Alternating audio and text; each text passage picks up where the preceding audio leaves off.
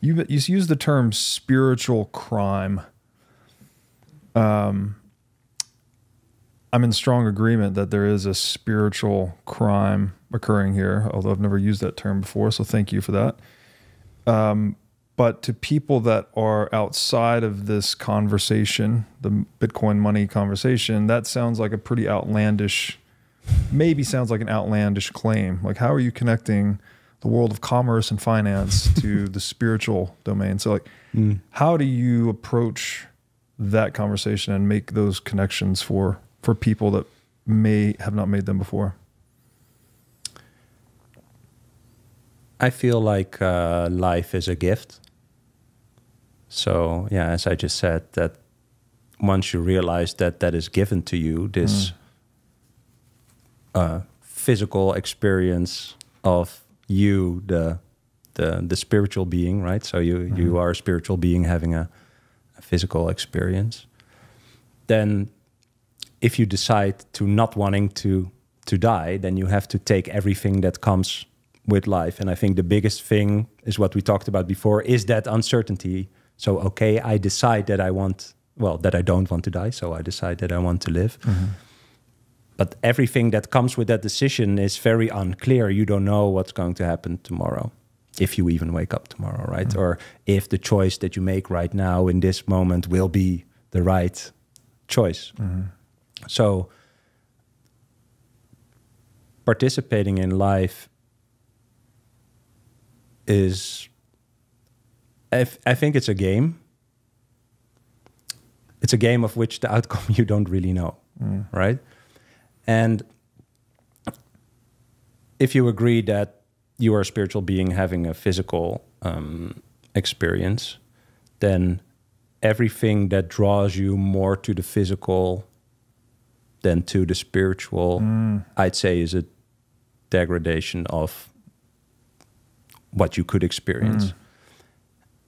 And when we talk about how fiat money, if it loses its value over time, makes you discount this life experience or the future towards the life experience even more, and you start consuming because your money is worth the most right now, you start consuming instead of building towards the future. I think that's the distraction that I'm talking about, that you get drawn into using the physical world or something like that. I'm thinking through it while I'm talking, I think it's something like that. This is fantastic, actually. I'm connecting some dots here too, because you said life is a gift. And the first thing that occurred to me, I was like, well, what's the opposite of a gift? Right? Something given. The opposite of something given is something taken. Right? And so what we're saying about the money is that it's taking from you, right? You hold it and you hold it as purchasing power, but it's being taken from you. That's causing you to then discount your future more heavily.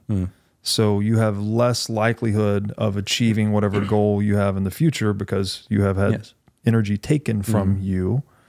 That's drawing you out of a relationship with your future self and into a relationship more with your present physical self. Like, we're being shifted from a mentality of future planning, future consideration, lower time preference, as we say in Bitcoin, into this higher time preference, more immediate, physically concerned, barbaric individual, even if you take it to its extreme, right? If you're just like the guy, it's like, how do I eat now? Yes, but it's not the living in the now. People could conflate that. Yeah, right? that's they could true. Say, that's like, true. You know, Robert is talking about living in the now. That's true. It's that, I don't think that's what we are talking about. Because, well, you need to have rational foresight into what you're doing in life, right? The more you think about the implications of your present actions on the future, the better off you and those around you are. Yes. But that doesn't mean... But that's being aware of it. Yes. So you are consciously making choices right now. Yes. I think that is living in the now. Yes.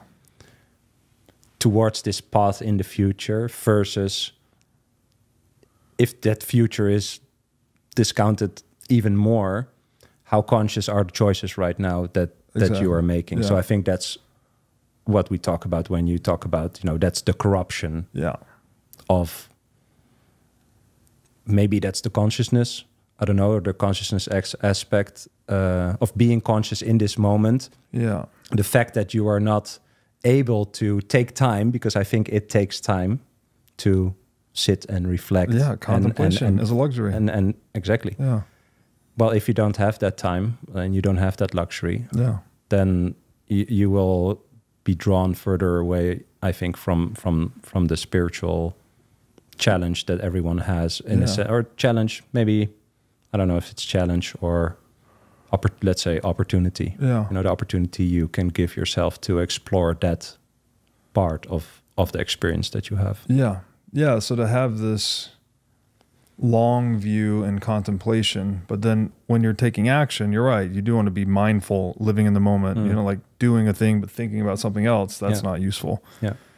But you also don't want to just act all the time either without thinking. Yeah. Right. So there's this balance, right? You need the leisure of contemplation to decide, you know, what your values are and how you're going to chart your life towards establishing those values for yourself. But then when it comes time to act, you have to let go of the contemplative side of yourself and just be mindful, right? Be fully engaged in the action. But the dilution of the money is mitigating our ability to engage in that contemplative part. Yeah. So it's kind of forcing people to just be, and maybe that's the builder energy you were talking about here in the US. It's like people are just literally just trying to outrun inflation. Yeah. Literally just like, I will do anything to not. And it's also possible, right? Because there's enough people to build, last time when I was in New York, I talked to a guy who had a business that I wanted to do in Europe. And I asked him, like, I love this idea. I had the same idea. Like, would you mind? And he said, I'm in the New York metropolitan area. There's 20 million people. I can build $1 billion business here. Like, I don't really care if you do the same in Europe. So you can also, you have the opportunity to also keep running here. And I think that's also a distraction from the real problem. The fact that you can still keep running, also doesn't really force you to have this reflective moment per se to think about like, what am I actually doing here? Is this what I want to do? Is this the value that I want to? Yeah. So like, again, you being from Europe, there might be this appreciation for the hustle culture or the builder energy, I think as you called it. And I would tend to agree, actually. Like if I have to pick something about American culture that I like, it's that, well, people do like to make change, right? They try to go and start businesses. There's this mentality of if you don't like a situation, then we can go and do something about it. Yep. And I appreciate that, but it can come at a cost. If you're just doing that and not doing the step back and the contemplation, then, we see kind of like a degradation in cultural values too, right? Where people are just on the paper chase or, whatever the thing is, like, well, then that's a dark path too. It's like, you can't just make money for money's sake, because then you'll just do anything regardless of the ethical, moral implications, even the entrepreneurial implications, right? It may not even be a productive enterprise. You just be engaged in organized crime or whatever the thing is, just for the sake of making money. Yeah. And so that seems to be a little more, I mean, that's everywhere, but it's a little, the criminal element feels a little stronger in the US too. I may be wrong about that. But. Well, if you believe that the consciousness is shared, that you are this spiritual being who has the physical experience, but the consciousness comes from a shared place, then although we might have this conversation and trying to add something to that, firstly, perhaps for ourselves and then for more of a collective, if the people that share the consciousness with us are engaging in the activities that you just mentioned, that will deduct from all our efforts again. Yeah. Right. Yeah. So that's why I think eventually having a harder money and, once people understand that they are sharing their finite energy and time or trading their finite energy and time for a reward that's infinitely created, and realize that that's the stupidest trade that they could ever make. And they realize that what they want is a reward that they can use to store this monetary energy towards the future, to decrease the uncertainty of the future, as we just talked about. And then I think there will come a time where people will start pricing the value that they bring, both in Bitcoin and in fiat money, and slowly adopt the better money, right? That's I think that's Gresham's law. Yeah, if I'm correct. To earn that for spending their energy in time, And we slowly get to a place where, you know, if you have 5 contractors and one of them asks Bitcoin and the rest asks fiat money, you already know that this Bitcoin guy has a certain set of values or look towards the value that he's bringing. Other way around, I would say it's probably the same if you would offer Bitcoin for a job, then the people reacting to that also, share values to a certain degree. But I think once we get there, it will force people to think, what am I actually here to do? What is the value that I'm bringing? Am I doing what I want to be doing? You know, like you said, if everyone is running to catch up with inflation and you're doing that not in a conscious way, then, and I do think this is a hard realization eventually, you know, if probably a lot of people will realize, damn, I'm spending my finite time and energy on something that I really don't like doing. And you see that a lot, you know, like I talk a lot about the millennials, like on TikTok or Instagram, when people say like, oh, I have 2 degrees, but I'm rolling sushi at some sushi place because I cannot get a job. I don't like my life. You know, I am very uncertain about the future, like all these things.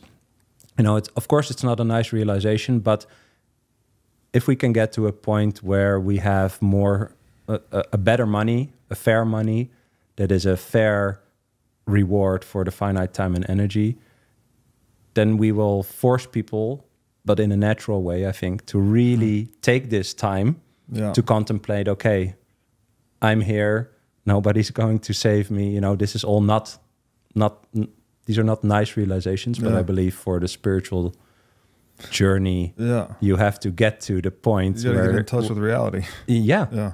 But also realize that you cannot really do anything about it in a sense. You can only accept it, right? If you push it away, it gets stronger. Or if you grab something, you know, it'll slip away.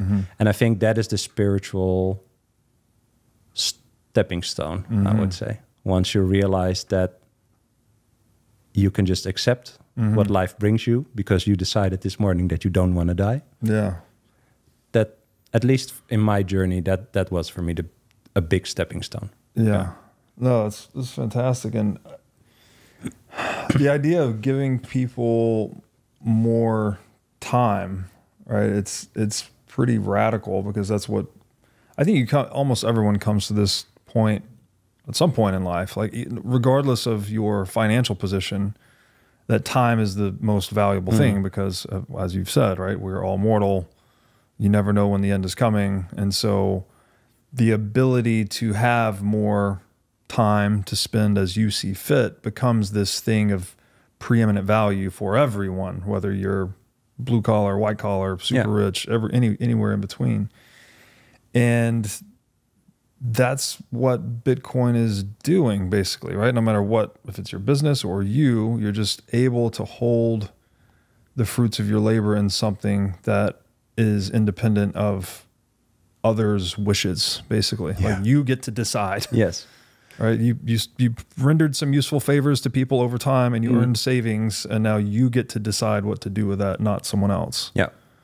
Well, it's like that right now, right? Like any venture, any job is taking risk because you make a choice at a certain moment to spend your time and energy on, you know, whatever you do. I think that's really good that you say that. Like, it's not about the role that you have. If you like landscaping and you're a good landscaper, or you know, what it doesn't matter what you do, but if you have a venture or you pick a job or you do a job that is taking risk, and if your reward is something that's devalued over time programmatically, you know, the Keynesians think that 2% a year stimulates spending the money. Well, I don't think we know the real number, but the real number is not what is reported, at least.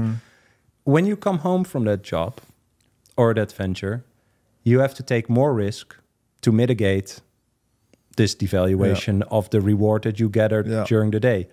Instead of spending time with your family, instead of thinking about ways to be better at your job or your venture or planning for the future or whatever. That's why people are forced to become investors. And the entire idea of saving, just accumulating units of a currency over time in a safe way and not doing anything because you want to spend your time with your family or honing your craft or whatever. So not taking more risk. I think that is eventually where everyone would agree that they would want to do that. Like, why would you want to come home at 7 p.m., have a dinner, and then in the evening you're trying to battle Wall Street traders in the stock market or something? Like, what is that about? Yeah, no, it's, again, saving you time, right? Or no, but eventually it will give you time. So Bitcoin will give you time. Yeah, it's letting you save the time you've already accumulated through work. Yes. But then also preventing you from spending time defending that accumulated savings by trading against Wall Street trading bots and all this. Yeah, and there's several examples of how Bitcoin flips everything of fiat money. So when you take debt in fiat money, you borrow time from the future or energy. You take energy from the future to the now to spend it on whatever. Yeah, you know, at a cost. I think Americans work almost 1.5 days per week to help their government, to pay tax on the reward for that work, to help their government pay interest on the debt that they spend on something that these people probably didn't even profit from or got any value of course from. Not. No. So you're literally sharing or like giving away, let's say 12 hours per week of a 30-hour work week to do that. Yeah. And that, it's just so dilutive of everything. Yeah, and I think the framing of time, I mean, that's, again, universally appealing to people, right? No one... It just lets us go back to grandma's wisdom of just probably earn more than you spend and save. Yeah.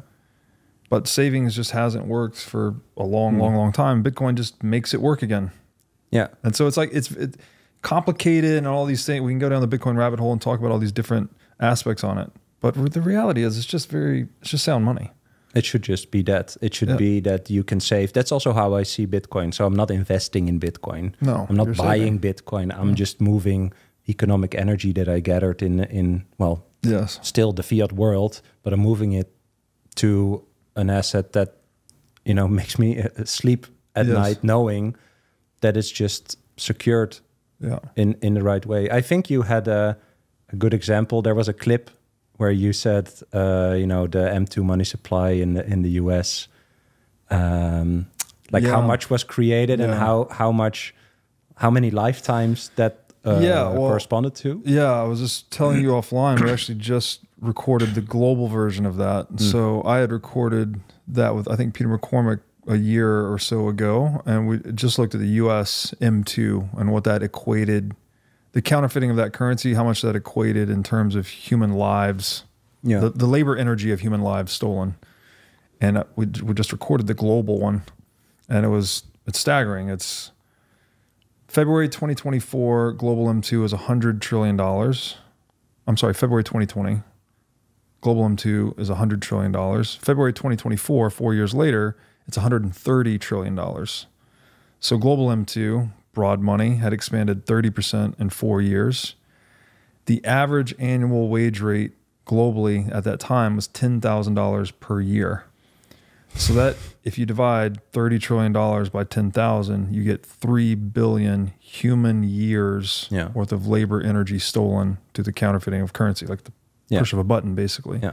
And then assuming 50 years of working life per person, that equals 60 million human lives worth of labor energy stolen through the counterfeiting of $30 trillion in currency between the years 2020 and 2024. So it's like, you got to sit with that math for a minute and just let it sink into your bones. Yeah. And it's a staggering number. 60 million people. There's 330 million people in the US. So that's all the productive output, and the working workforce is less than that, right? The workforce is probably half of that. So call it 200 million people.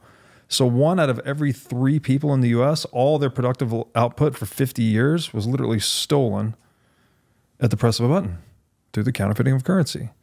It's like, to argue that that's not a problem or that's somehow good for us. Like, are you fucking kidding me? Some people say that, right? They think it's that printing money is a good way. But if you put these numbers on the actual output, is that there, right? I think approaching this for more people, also us when we are talking about it, it should be in a very, very rational, very simple way. So you said this amount of people, and we should ask people the question, do you think that we see that output in the world? Is there a product of this?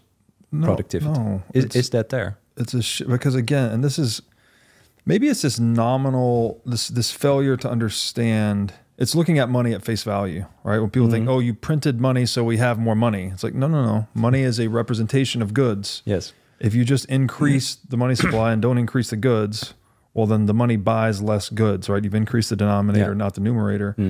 And so you're just shifting goods from one hand to other hands. So it's actually, not only does it not increase productivity, it decreases productivity. Yep. Because the people that were prudent and worked and saved are now penalized. They didn't get to keep all of the fruits of their labor. So why would they go out and produce more? Yeah.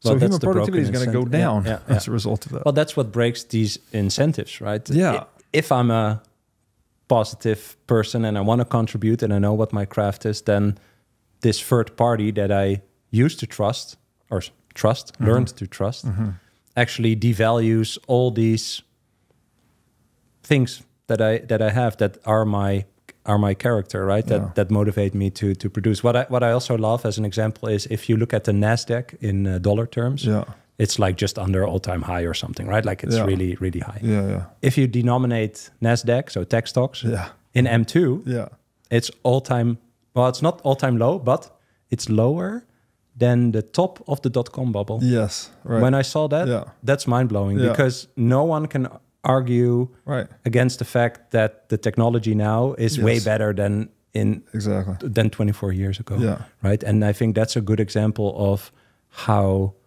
broken the money is because it fights against the deflationary nature of progression through technology. Thanks for watching. If you enjoyed this episode, click here to find more just like it, and here to find our most recent episode. Also, make sure to like this video to help shine light on the corruption of money, and be sure to subscribe to this channel to stay connected.